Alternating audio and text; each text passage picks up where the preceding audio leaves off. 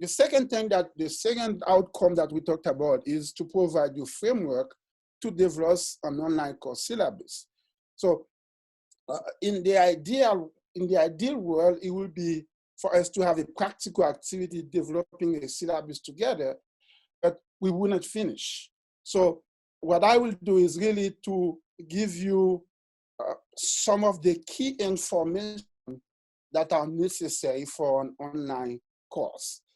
Obviously, the first thing I have to say is that a course syllabus for an online class is a standalone document, and it has to be self-explanatory, which means the students should be able to read the course syllabus, interpret it exactly the way you intend it to be interpreted, because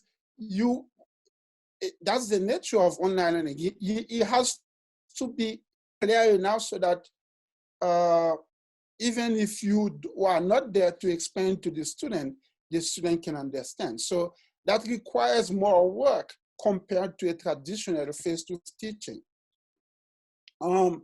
So there are 5 key sections, a generic online course syllabus. The first part is the course information.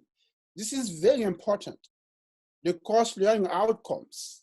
And by that, I mean outcomes, objective and deliverables, and the outline, the schedule, the grading policy, and the course policies. If you have these 5 key elements, I'm gonna share with you the details that goes into each of them. I think you will be off for a good start. In terms of course information, obviously, your name as an instructor has to be in the course syllabus. As you can see at the top, you see the name of the course, the semester, your department, your faculty, or your college, and then the office hours, time and days, or your virtual office hours. So that the same way when you are teaching a class, the students knows that I don't know your policy here, but usually on Tuesdays and Thursday, I have specific time when students know that even if they don't have appointment with me, they can come to my office. Obviously, that happens sometimes I'm not there because I can be in a meeting or something like that. But online, there has to be virtual office hours so that you are available if somebody wants to chat with you, ask you questions. If they want to talk to you over the phone, they have a phone number, you have email address, and you put your preferred contact so that they know if they want to reach out to you about class. This is the phone number that they have to use. This is the email. These are the best times that you are available. And this is important. I'll talk about that later on, because when students are taking class online, if the instructor is not present, they will feel lonely. I can tell you that I used to be a methodologist for doctoral students at Walden University. It's a university in the US that is entirely online. That means that I work with some students, I never met them physically. Some of my students were in New Jersey, in New York, in Arkansas, in Texas, etc.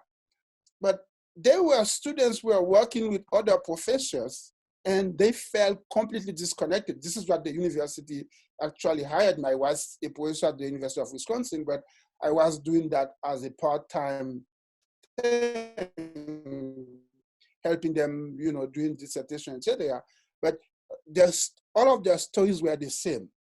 When they are working and then they have to do things online and they cannot find the instructor, it becomes a very frustrating experience. So having virtual office hours makes it more real for the students. Obviously, you need to have the description of the course, like course information, the way you have it in your catalog, modify, etc., number of credits. If there are prerequisites for the class, you put this information. And sometimes people are teaching courses that will help a student meet some general education requirement. So if that is applicable to your course, it's important for the student to know that. And obviously information about textbook and the materials that you are going to use, the texts that are required, the readings, information about library, how to access library database, how to, and these are very important. And with all the details, email and link to website URL, etc. And the other thing is the course requirements. Earlier, I talked about student readiness. It is important that either you put in the syllabus or you attach a link of a document in the syllabus that tells the student exactly what is the capacity of the computer that they can use to take that class. Because some computers, unfortunately, they may, if they are not up to date, they may not be able to use it to take the class online. What internet configuration that they will use? Because some programs, it's better to use them with Internet Explorer, for example. Other programs, it may be better with Firefox or whatever. These information are important for the students to know. And you need to provide the students the instructions about how to verify if his or her computer meets the requirement. And you even if you don't know that, there should be somebody at your university who provide technology support who can tell you, we need a computer of X capacity, and then this is the best browser for the system, etc. And if there are other resources and materials that are needed for the student to succeed in the course, you need to list all this information, provide detailed instructions, and link to website where they can have more information. And after we have the structure of the course, and it is important to have a statement that clearly said that if you are teaching a class entirely online, to say this class will be delivered entirely online through the learning management system of your university, whatever the name is, and then provide a link of how the students can log in to the learning management system. And also it's important to say whether you are going to teach a class in a synchronous or asynchronous manner. You remember earlier I talked about synchronous. That means that we have live interactions every time we meet. There are specific days, specific times when the class meet for a certain number of hours. Asynchronous, it means that the students does not expect to have regular meeting like that with you, but they know that they have to go to the learning management system to read the materials, to watch your videos, to complete the assignments, and to submit them, etc., etc. And I mentioned that earlier. It's important to provide specific detail in terms of the learning management system that you use, and also put information, email, telephone, link about if they need technical assistance for specific things, about technical things. This is where they need to contact. And the other thing that I would say, it's like it's a disclaimer, what I call important note. I could have called it a disclaimer as well. It's that it's important to say in your syllabus that the syllabus, the assignments, the due dates, they are subject to change. That gives you cover if there is a contingency plan, if you have to adjust something. Student doesn't say that, well, you say it was Tuesday, now it's Thursday. But whenever you make a change, if you have to update the syllabus, it is your responsibility as faculty to email the students to let them know what the changes are and to document that. Now, the second part of the course syllabus is really the learning outcomes, but I put that as a bigger umbrella, but really the learning outcomes, the learning objectives, and also the deliverables for the students. I will give you some examples of a deliverable. You can say that by week 1, all students must log into the course, and they have to either, you know, put some information about themselves, like, or we give them some question to answer. What is your name? What is the name that you prefer to be called? Why are you taking that class? Those type of things. And you can have deliverables after each module or after each week. This is a way for you to set milestones for the students to achieve the learning outcomes. And in terms of the topic and the outline, normally it's better to have something where the students, everything is in one place.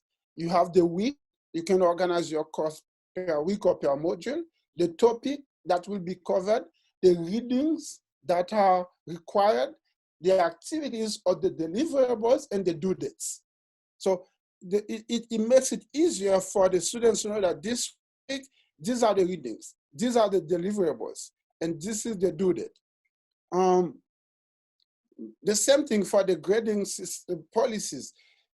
The assignments, you can have the assignments. There is a place for you you have to describe the assignments, obviously, but you need to say that these assignments count for X percentage of grade and a percentage of grade, and this is the due date. And in many learning management systems, there is an opportunity to track when the students access the system, to track when the students attempt to submit an assignment, because you can time the due date that students cannot submit. So it's up to you to clearly define late work policy. That means that will you accept an assignment after the due date? And when students submit the assignments, where will they go to view the grades? And when will the grade be available, and what turnaround time, et cetera, et cetera. And also they know how you're going to convert the grade. So if I have this cumulative grade that corresponds to an A, if I have that one, it corresponds to an A minus, a B minus. That way the students can know what type of progress they are doing. And the fifth part is what we call the course policies, and there is a bunch of components in that. The first one is the Netiquette Guidelines. It is really a set of rules that you put them in your syllabus so that the students know how to behave, how to make sure that this is a safe place where people can discuss without somebody having somebody else calling them names. And this is a way to encourage students to comment, to question, to critique the ideas, but to be polite and respectful with each other without taking anything personal. It's important to remind students about the use of offensive languages, and that it is important that they ask for feedback, and that when you have live discussion, one person does not dominate the entire discussion, etc. And also, I think online humor is acceptable. Evidently, there has to be a limit, but it makes the discussion fun to a certain extent. And the other thing is like encourage the students to edit before they send. That means that it's important that contribution cannot be just ditto. Yes, I agree, I disagree. They have to contribute with, proper sentences so that they make substantive, contribution as opposed to, silly ones. The other thing that you have to have in your syllabus are expectations. What are the expectations for the students? For example, they have to keep up with the materials that you cover weekly in the class. They have to complete their assignments and quizzes on time. They have to participate in discussions. They have to seek help when they need help. They have to live with respect the academic standards that we talked about earlier. But the same way there are expectations for the students, there are expectations for the instructor as well. It is to provide them a comprehensive learning environment. It is to provide them scheduled live online if you are doing synchronous.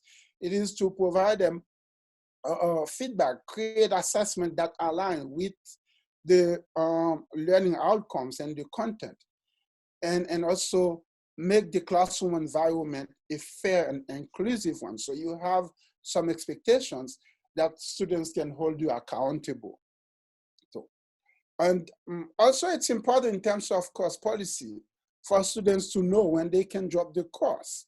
And if a student is going to have an incomplete, under what conditions. And this has to be very clear before the students start taking the class, and it has to be in your syllabus. And also, we talk about students with disability.